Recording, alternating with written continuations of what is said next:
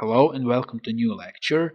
In this lecture we're gonna show how to insert components to assembly file and how to fix part to an origin. So let's create a new assembly file. We go to new, assembly and OK.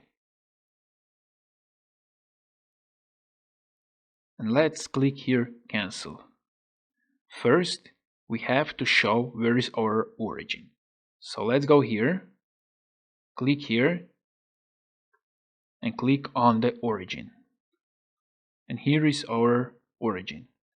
Now let's go to assembly tab, click on the assembly tab, and here we have insert component. So click on it, and here we have our two parts that we opened. Let's click on the part 1. So just click one time and drag your mouse here and go with mouse to the origin and click one time. And now if you try to move our part, it's not possible because it's fixed to origin.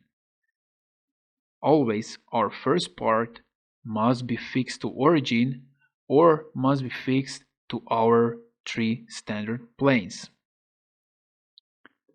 So now let's insert our second part. So let's go on insert components and let's click on part 2. Let's drag part 2 here and just leave it here and click it. And that's how you insert your parts. See you in the next lecture.